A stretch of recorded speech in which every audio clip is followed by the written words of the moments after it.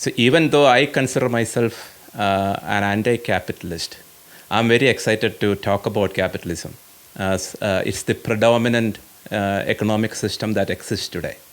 But before that, thank you, Stan, for joining today, and I'm hoping to throw some challenging questions at you to give you an opportunity to educate me and the listeners on capitalism.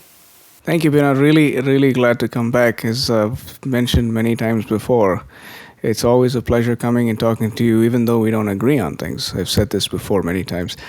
But, the fact that we can have this dialogue is a great thing. It's one thing that's lacking from our societies today, where people who don't agree on things can sit and face each other and have a decent conversation. So I'm glad to be here. Thank you for having me.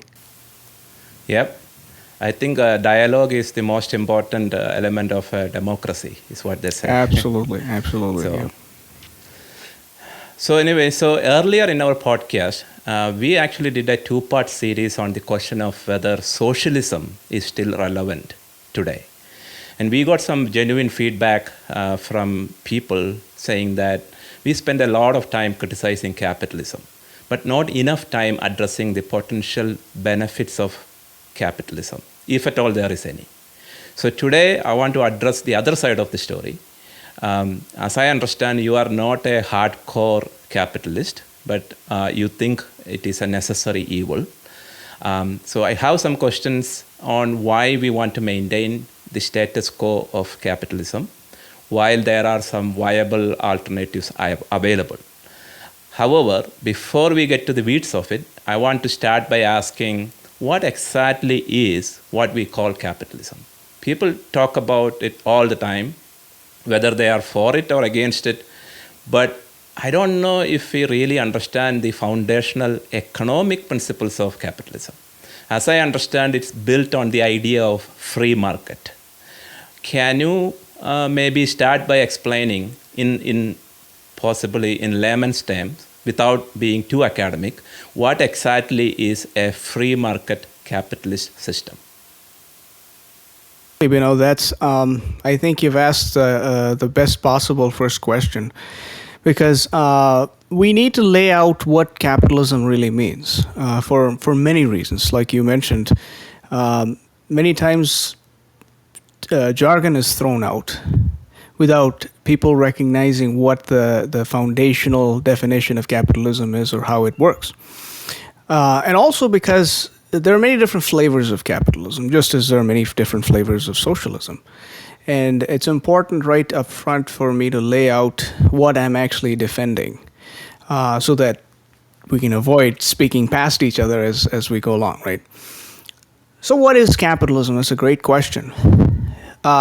Capitalism really is the words economic freedom could be the best possible words you could use if you had to define capitalism in one word, right?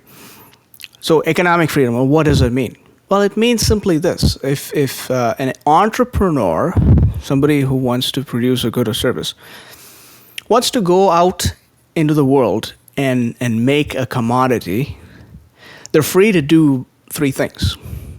They're free to make whatever commodity they want. They're free to make how much ever of it they want, quantity-wise. And they're free to price it however they want. That, in a nutshell, is what capitalism is. Now, you can throw a lot of layers on it because there's more, there's more sophistication and more complication to it. But at its basic level, it's just what I described. So capitalism was probably first described back in 1797, I think.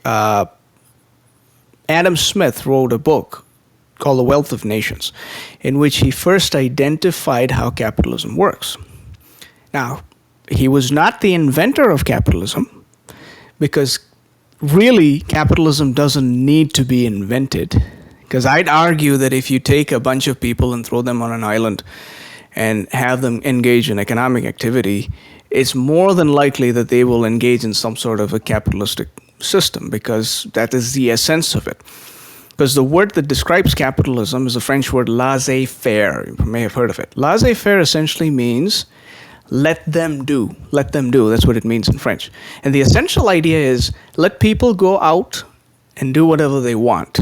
And let things get figured out in an organic way, in a natural way. That's what capitalism is about. I think it's probably best if I can give you a simple example of how this might work. I'm going to give you an oversimplistic example, actually, because sometimes if you layer an example with too many things, you may go far away from the point we're trying to make. So I want to give an oversimplistic example just so that we can draw the maximum number of principles from it. All right, so what's the example? We'll just assume that you, Bino, are an entrepreneur and you want to go out and make a commodity. And let's say you chose to make a pencil. Pencil is your product, right? So let's assume in this hypothetical world the information flows perfectly, and you know that the demand for pencils in the world is exactly 100, right? So you're the only pencil manufacturer in the whole world. The demand for pencils is exactly 100. So what do? Well, you go out in the world and you start making 100 pencils, right? It wouldn't make sense for you to make more than 100 or less than 100 because that's exactly the demand. But one of the first questions you're going to have or you're going to ask yourself is, how much do I sell these pencils for? All right, so how much do you sell it for? Well, one of the functions of the price is the cost to produce it. And we'll assume that it costs exactly $1 to make a pencil. Right, so that's the cost of machinery and raw materials and overhead and labor is exactly $1. So how much do you sell it for? How about $1.20? I think we can both agree that it'll have to be something above $1. So how much is, what about $1.20? The answer is, yeah, sure, that's a good price because that's a 20% profit margin. That's a healthy profit margin. But what is stopping you from selling it at $10 a pencil? Actually, there's nothing that stops you from selling it at $10 a pencil as long as you have enough people to purchase it at $10. Okay. How about $1 million? Could you sell a pencil for $1 million? Probably not, because $1 million is too much for a pencil. And even though 100 people in the world want pencils, well, they'll probably find a different way to do their pencil work if it's $1 million.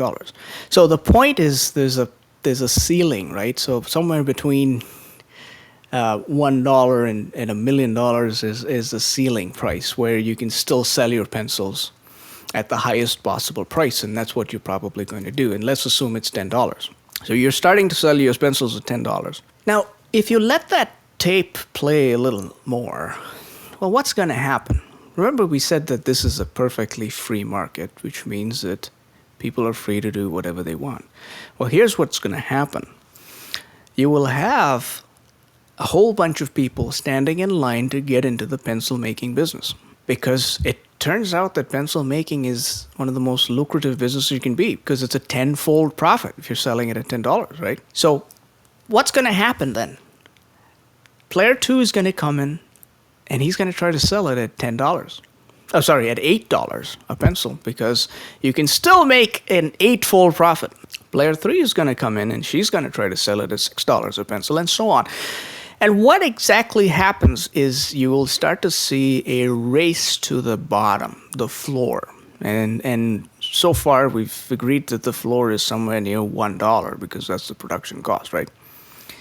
All right, so what are some of the principles that we can draw from this example? The first principle is this, that price is a function of supply and demand. Well, how did I get that from this example? As more players come into the market, what exactly is going to happen? Let's say there's 5 players now in the market making pencils. The market is still 100 pencils, right? But in a free market, the 5 producers are not going to come together and say, all right, the demand is 100, so let's split it equally amongst ourselves and make 20 pencils each. That's not how it's going to work. Each person is going to try to outwit the others and capture the greatest market share possible, right? Each person believes that they can capture the biggest piece of the pie. So they're going to make more than 20 pencils each, and now you have larger than 100 pencils being produced in the market. Plus, you have an incentive for producers who come later on in the game to push down the price of that good. And what you have is that the larger the supply, in terms of the pencils produced, or the number of players, with respect to the same demand, it's going to push down the price as far as possible to the floor. Second principle. Who says the floor has to be $1? Well, you'd say, well, the cost of the machine and labor and the overhead and the raw material adds up to exactly $1. That's how you come up with it. And here's the second principle. There is an incentive in capitalism, in a free market, to actually drive down production costs. And how do you do it? You do it by creating efficiency in the process. All right. So one of the greatest inventions, right? If you think about the inventions of the world, well, what's the first thing that comes to mind? Electric light bulb or internet, whatever. But some of the lesser known or underrated innovations are actually innovations of production processes. Specialization of labor has created more productivity than almost any other process-related innovation you can think of. But what do I mean by specialization of labor? This is one of the things that Adam Smith wrote 250 years ago. He actually visited a pin factory. Before pins or the pin factories were specializing labor, they had a system in which one person would make an entire pin. Eventually, that gave way to specialization of labor. So you had, I don't know, I'm just throwing this out. Maybe one person made the head of the pin, and the other person made the body, and then a third person put it together or something like that. And what do you observe? That just by splitting that down into its different components and having one person do one small component in a repeated manner, it increased productivity by 250-fold. 250-fold. Another more recent, I'm saying more recent because it's more recent compared to Adam Smith, but it's still a 100-year-old example, is that of Ford and the Model T. This is exactly what Ford does with Model T. Before Ford started creating the Model T, there was all of the cars in America was 200,000 cars. 200,000 cars was all there were on the roads before Ford started producing the Model T. Now, lots of people think that Ford was the first creator of a car. He wasn't. But he was the one who really took mass-producing cars to a new level. And this is exactly what he does. What Adam Smith talks about the pin factories, what he does with cars. He creates he's not the inventor of the assembly line, but he's the one who really took it to the next level in terms of producing cars. Specializes labor. Before Ford made cars, it was a luxury item. A car cost $2,000, which is in today's terms over $50,000, $50,000 to $60,000. Only the very wealthy could afford it. Ford reduces the price of a car to $825, which in today's terms is roughly $20,000. Okay, the market exploded because how it works is, if you have a product that's selling at a certain price, which is really unaffordable for the masses, and if you reduce the price of it, it doesn't actually linearly increase the demand because the wealth is distributed like a bell curve, right? So the people at the top are limited. There's more people near the median. So if the same product is priced near the median price because of the shape of the bell curve and because there's a larger number of people, you actually find exponential growth. So from a total of 200,000 cars being on the road, Ford was making 20,000 cars a day. So, and he was selling it at $825, right? So coming back to our pencil example, the principle is this. You don't have to be married to a production cost if you can find innovative ways of reducing the the cost of production, right? And that's what a capitalist in a free market with an incentive to make as much profit as they can is going to attempt to do. They're going to try to create or lower the cost of production by innovative methods, right? So that's the second principle. So what you're talking is nothing but economies of scale, right? The economies of scale would naturally bring the cost down as you increase the production scale. It's not just economies of scale. So specialization is not necessarily related to economies of scale, right? So yeah, if specialization has to do with breaking up the components of a product and specializing and having people specialize in that one component. Now, this is not just people. You can do the same thing with machines and have the same effect. But it's more relevant as far as labor is concerned. It's not just economies of scale. So yeah, if you're, I don't know, if you're printing 1,000 sheets of paper, you can buy sheets in bulk and it's going to cost you less. But that's not what I'm talking about. But sure, the idea, again, this is not really about defending the assembly line. The point I'm trying to make is that in a free market, producers have the incentive of lowering production costs and thereby increasing productivity, right? Whatever the means may be. And I just gave you an example of specialization of labor. It's probably one of the most common ways that it has been done in history. But the idea is they have incentives to reduce production costs. So the end result, well, what is the end result of this? The end result is that ordinary people benefit the most because they get an abundance of goods at the lowest possible prices. And that is perhaps the greatest benefit of a capitalistic society. Now, you know, I can draw some more principles from that, if you'd like. For one is, all right, what's going to keep happening? If people are going to jump in because it's a tenfold profit margin and you have a whole bunch of people making a lot of pencils, like 1,000 pencils, right? Well, what's that going to do to the price? It's going to drop it below production costs. It may come to a point where it's unsustainable to sell pencils because you would be selling it at a loss because there's an overabundance. And so you will find suddenly the pencil market crashing and people exiting the pencil market.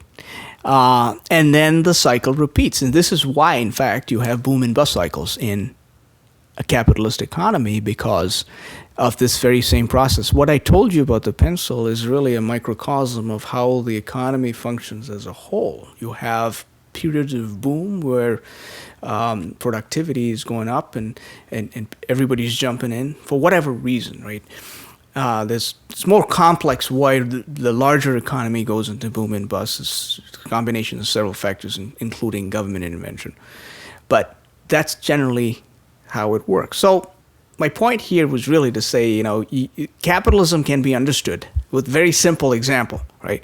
I've already drawn 3 or 4 principles out of one pencil factory story, right? But the greatest idea, I think, is that it creates an incentive for producers to produce goods at the lowest possible price because of competition.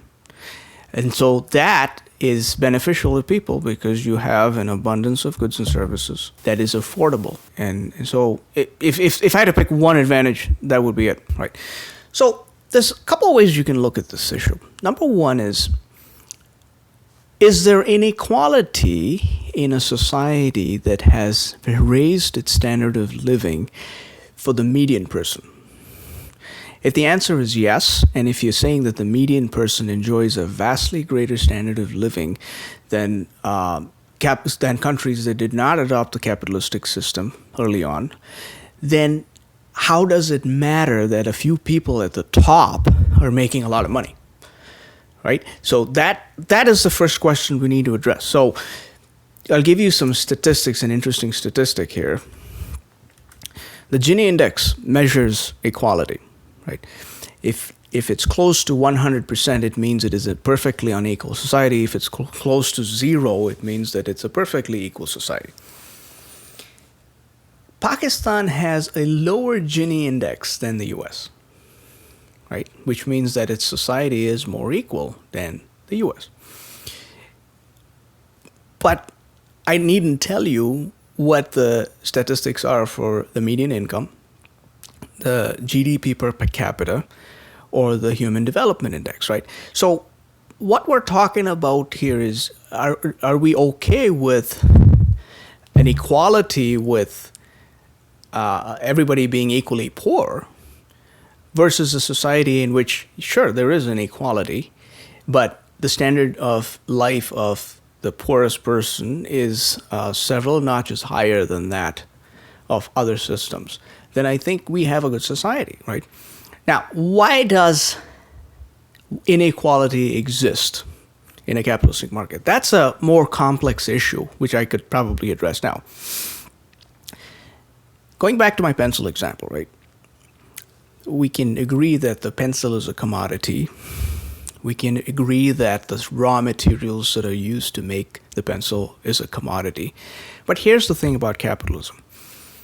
Every element of the production process. Now, what is an economy? What is an economy? An economy is really the process of turning raw, unusable, natural stuff into usable things that are usable for human consumption. That's what economy is. Therefore, every activity that is part of an economy has to be in some way engaged in the process of turning something that is useless or unusable into something that is useful, right? Therefore, every part of that process is subject to the same laws of the end product, which is a pencil. Now, we talked about how the price of the pencil is subject to supply and demand. The more the supply with respect to the demand, the lesser will be the price. It turns out that every aspect of that process is also a commodity. Material is a commodity, machinery is a commodity, and here's something that may sound very controversial initially, but actually, if you think about it, it's not. Labor is a commodity. Now, what do we mean by that? Before we get our guns out, it's not that the human being is a commodity, right? We're not buying and selling people like we did during slavery. But the skills that a person brings to the market is a commodity. That's what we mean by labor as a commodity, the skill set. All right, so what does that mean? It means that your skill, depending on what skill you have, if it's in a vast supply with respect to the demand, those skills are going to be priced lower. On the other hand, if you bring skills that are in short supply with respect to the demand, they're going to be priced really high. And what determines your skill or the price level of your skill? More often than not, it's what impact you can make in the market. Right? So take a retail worker. A retail worker does very important work. But the problem with a retail worker, I shouldn't say the problem, it is the way things are with retail work is that there is an abundance of supply of the skills required to be a retail worker with respect to the demand. So their price is going to be low. On the other hand, when you're talking about, say, a Jeff Bezos, right? Well, why is he paid so much, or why is he so wealthy? Well, because he has created a product that has actually impacted millions of people over time. Millions of people have chosen to benefit from his product, from his innovation, right? And all he is doing, in a sense, is he is selling his skill in the form of a product for a compensation, right? When somebody sells their commodity in the market, they deserve to be compensated. Skills of laborers are a commodity in the market, so when they give those skills, they're expected to be compensated. If your skill is in vast abundance in society, the compensation is going to be lower. If you make a product that has benefited millions, and even if they give you a small compensation in return, that's a lot of money, right? So the way capitalism is structured, with supply and demand dictating prices of goods and services and other things, you will end up with some people having way more than others, right? But the question is, how does that affect the smallest guy, and does that raise the standard of living of the smallest guy? And I think in society where the smallest guy is way better off than another society, however unequal it may be, is a better society in which there's more equality, but everybody's struggling. Yeah, that's a very interesting question you raise, actually. How does it matter if somebody is filthy rich, right? So I want to get to that, but before that, let me ask you another question.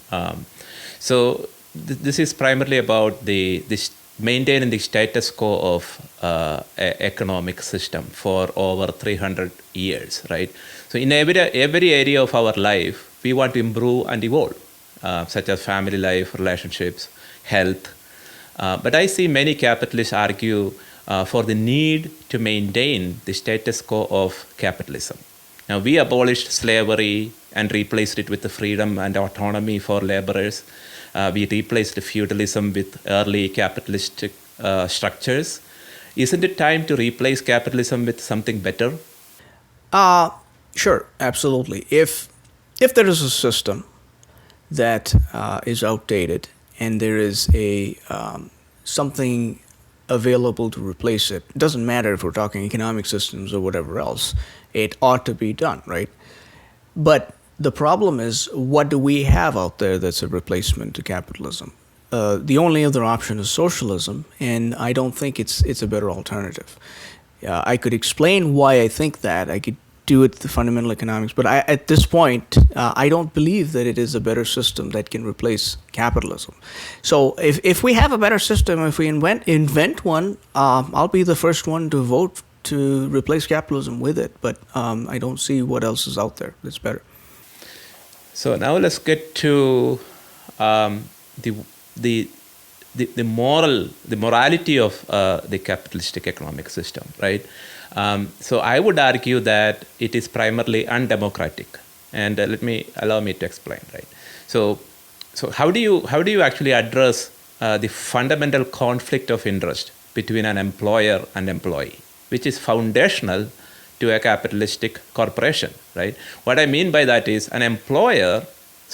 What I mean by the conflict between an employee and employer is an employer always wants the most amount of labor from the employee by paying the least amount of wages. But the employee wants the most amount of wages by providing the least amount of labor. As we speak in 2022, we are in the midst of what they call the Great Resignation.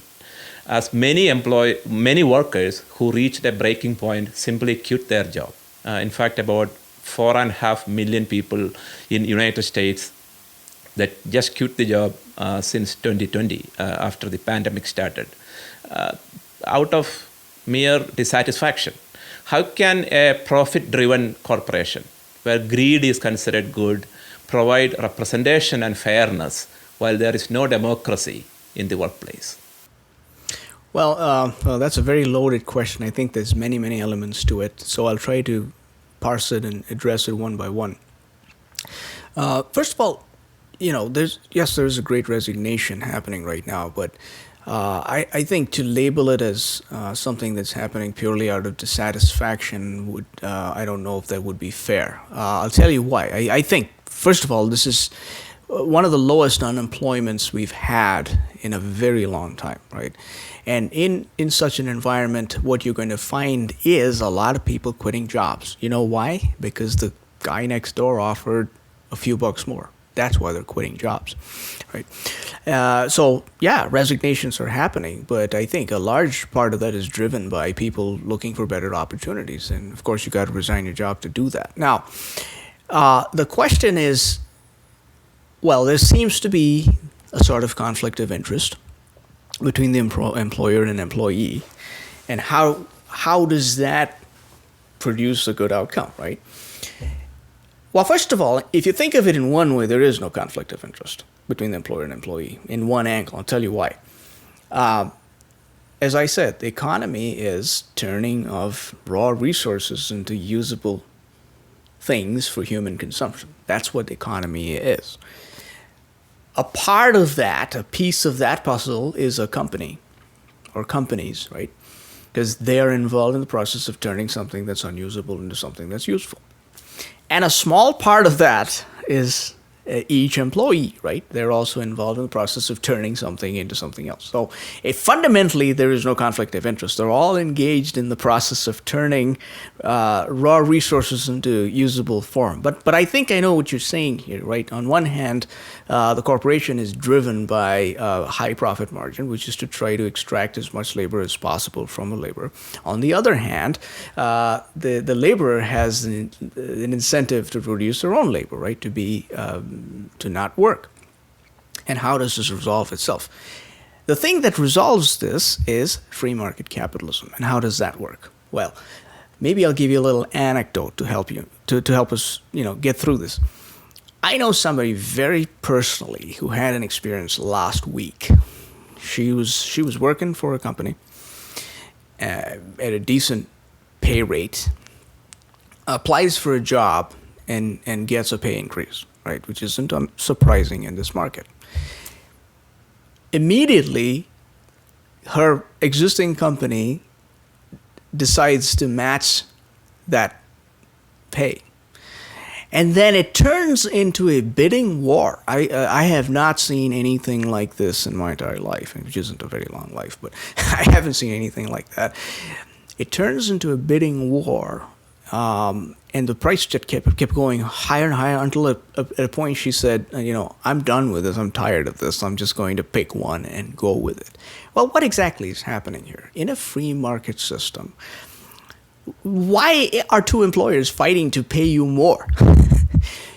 It's precisely because your skill is subject to a supply and demand, and your market price in a given your market price for your skill set in a given economic climate is a certain amount. And if a company does not pay you that, again, in a free market, you have the freedom to leave and go to someone else who's going to pay you higher wages, right? Eventually, companies can't get away from paying you what you're worth. Now, what about the employee? Does the employee have the incentive of not producing?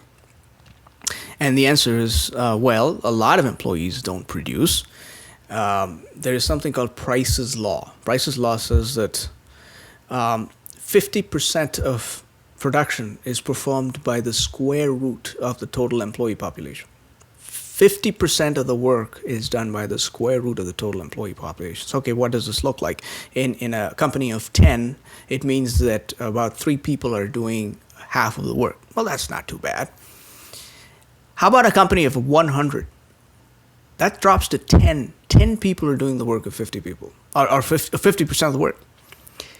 1,000, 30 people are doing the work of 50% of the work. And this has been proven over and over again. Price was a physicist, actually. He studied PhD students and saw how many papers are being published and found that, this repeated itself everywhere and it's been repeated in other places. So employees do have an incentive to not perform, and they do not perform in many cases, as we've seen. But in a free market, the company has the freedom to fire non-performers. And in fact, if they don't fire the non-performers, they're not going to be in existence soon, right? Ultimately, the goal of producing value out of things that don't value, right, that don't have any value, that process, if allowed to function freely with the competition, will correct itself and make sure that employees do what they're supposed to do and companies do what they're supposed to do, right? Ultimately, though, you will only get paid what you're worth, which is a function of supply and demand.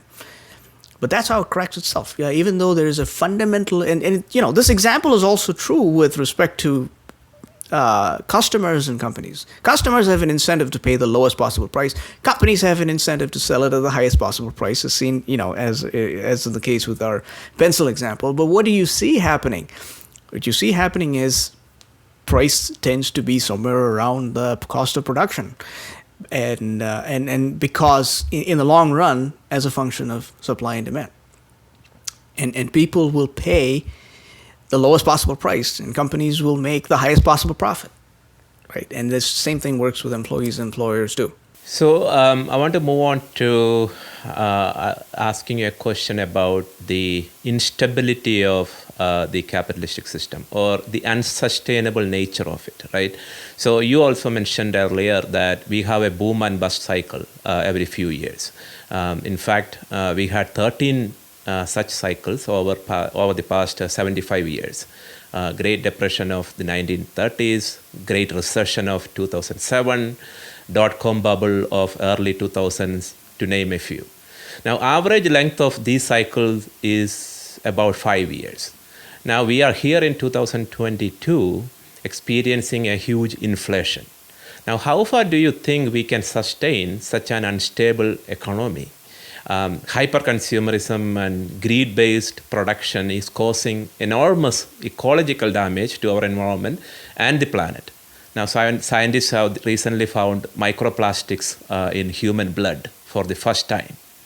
Now, capitalism survives on growth, right? Without growth, capitalism cannot survive. In fact, they expect growth to be shown to the shareholders every quarter. Now, how can we grow infinitely in a world with a finite amount of resources? Capitalism does have boom and bust cycles. It has had boom and bust cycles ever since it has been in play, right? Which is several hundred years. And I guess, well, how do we sustain such an unstable system? The answer is, well, the way we've sustained it for the last 300 years. But we are paying a price. That's the point. Well, the question is, has it raised the standards of living of people? And the answer is absolutely has. Because I don't need to show you fancy graphs or statistics to prove that, right? One of the ways to know if the standards of living is high in a place or not is to see what kind of an attractiveness it has for a potential immigrant, because people. So let me just interfere a little bit there. So I don't disagree that the fact that it has improved the standard of living. In fact, capitalism directly catered to middle class and above. But I don't think it directly catered to the people below middle class and the poor. In fact, I think the rich became more richer and the poor became more poor under capitalism. But my biggest issue is not necessarily the standard of living. Of course, we all need it, we all strive for it. But my specific question here is the instability of the system and how far we can sustain the environmental impact that it is creating. While, we can argue that it's improving the standard of living, but what is the point of standard of living if you don't have good quality air to breathe and good clean water to drink? That's my question. Yeah. That's a good question, but I think we have to answer that in context. You mentioned the necessity of good quality air to breathe, right? If you go into ancient Rome, the cities of ancient Rome, or, well, you don't have to go that far. You can go into 16th or 17th century European cities like London. You didn't have good quality air to breathe. A couple of reasons for that. Number one, you had a fire burning constantly in the house, right? Which we know produces immediate damage to you than some, like the ozone depletion or whatever. People in ancient Roman societies had to pass their bodily excrements into a bucket and pretty much throw it out of the window, right? So when we think about it in context of that, and so somebody was saying recently that plumbers have saved more lives than doctors have, and that's a true fact. The fact that we have an underground plumbing system, and the fact that we can flush away our waste is a huge improvement, right? Now, so we have to take that in context of that. So, are we the recipients, the inheritors of better systems because of the mass producing of things that actually directly improve our health? Absolutely, right? The better quality of food that we have. If you go back even 100 years, you had a single kind of food. I mean, people basically ate potatoes and meat or something like that. The vast variety of food that we have today is in no small part because of this incentive to produce more, right? What capitalism does. So in context of that, I think we are at a vastly improved quality of living, including health by health metrics, which is directly proven by our life expectancy. Up until the 1700s, average life expectancy was 28 throughout the world. Today, in the OECD nations, it's in excess of 80, right? Now, okay, do we have a duty to protect and preserve the environment? I think absolutely. What would that look like? We can't have a capitalistic system. I don't believe we can have a lawless capitalistic system. I'm not an anarchist by any means. So some of the extreme capitalists you'll find saying that, well, government is totally unnecessary, right? So if you go to the Ayn Rand Institute, for example, Ayn Rand, she believes that all taxation is stealing or something like that, right? You can't have a system like that. You have to have some sort of an oversight for many reasons. And one of them is the fact that you can't allow one person to exploit the health of another person. There is a case to be made for government to protect the rights of people. And if companies are hurting the rights of people by polluting water, then they need to be adequately penalized. So you have to have a government system that penalizes the flouting of rules, and that could possibly be extended to, long-term environmental impacts and so on. So that's an adjustment that needs to be made to the capitalistic system rather than doing away with it. So you are in support of government regulations. I am in support of government regulations insofar as it prevents abuse of rights, right? So polluting of water, I think, is a great example of this. If you're polluting water, you are directly hurting the rights of people to clean water, right? And the government has a responsibility to protect the rights of a person. That's, in fact, the main reason why governments exist, is to protect the rights of one another. Of preventing the rich from killing the poor, right? Doing away with the poor. That's why governments exist. So as far as it promotes that, there is a place for regulation. Now, I do believe that in some cases, regulations can be excessive and it actually hurts more than it helps. I do believe that. But I don't believe that we should live in a world where there is zero regulations. Well said. So let's get to the ethical or unethical nature of the system. Now, just to make my point, I want to give you an example, right? As of now, the average CEO to worker ratio, pay ratio, is about 350 to 1. This is by data. So which means that for a worker to earn as much as a CEO earns in one year, he would have to work for 45 years. Now, even if you put aside the tax evasion exercised by the ultra-rich, do you think this is ethical?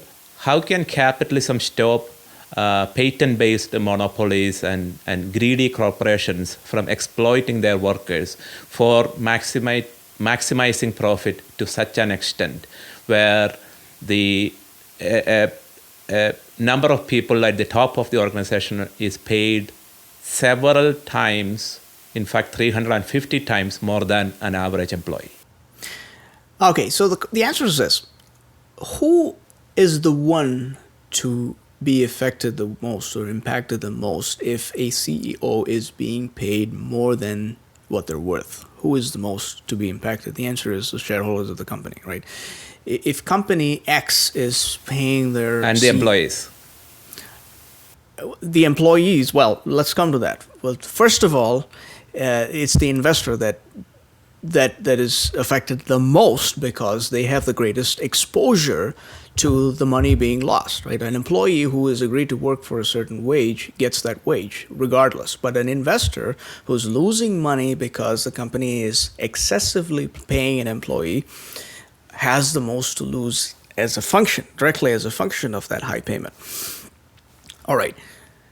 So shareholders have the power then to reduce the salary of a CEO. So if a CEO is making $350 million, the shareholders have the power to reduce that to, say, $1 million. Well, you're making too much. You got to have $1 million.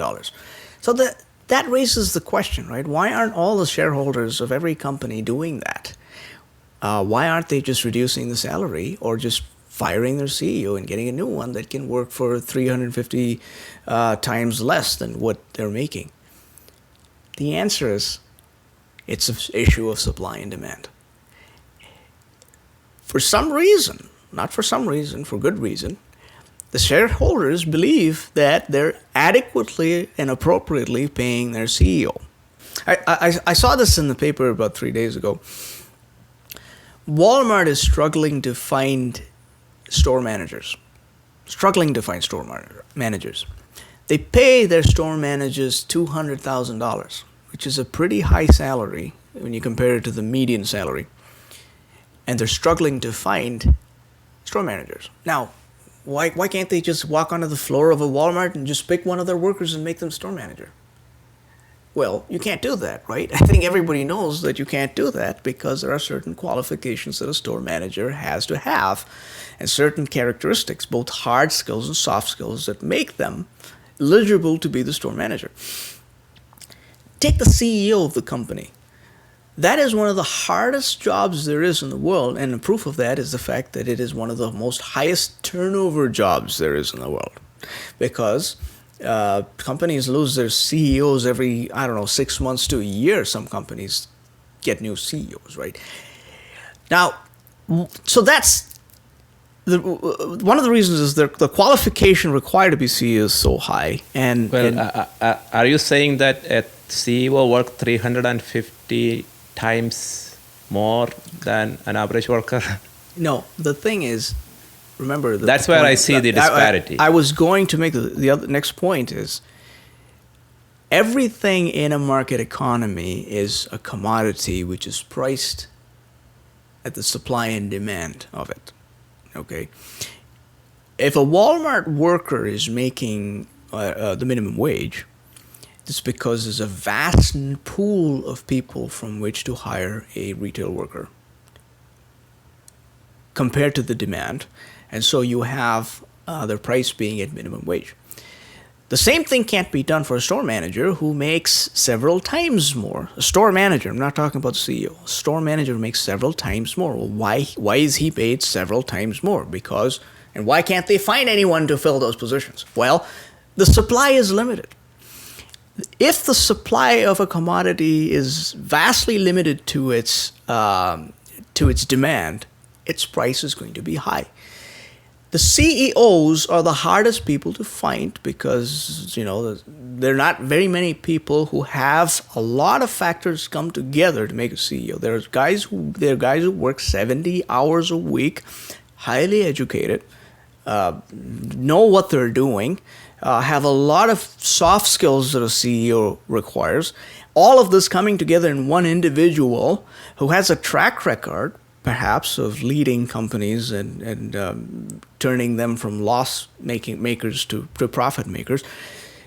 All of these have to come together in one individual. If you can't find enough, $350 million or 350 times what you pay your smallest worker may be the price you pay for the huge skew that exists between the supply and demand for that one commodity, that one skill set, right? If they're not paid according to, in proportion to their performance, then the shareholders should fire them because they have the most to lose.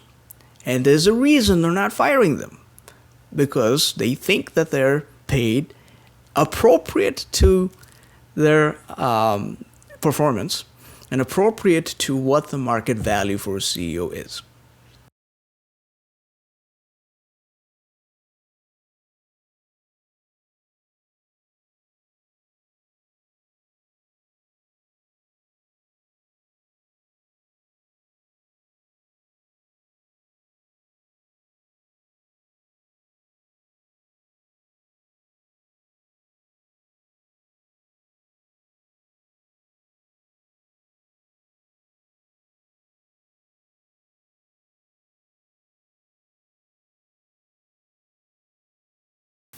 Thanks for those words. I really enjoyed myself as well, just going back and reading through all of this and figuring it out for myself first before I could come and present it here. I think you mentioned something at the start of the talk, which is very true for me. Although I'm here trying to defend capitalism, I'm by no means a hardcore capitalist. And by that, I primarily mean that I don't think any economic system has the answers to the deepest questions of human beings. It does not. But when we live in the world, we have to have economic systems, and we need to understand how they work. So I'm glad to be here and to talk about that. Thank you very much. Well, thank you.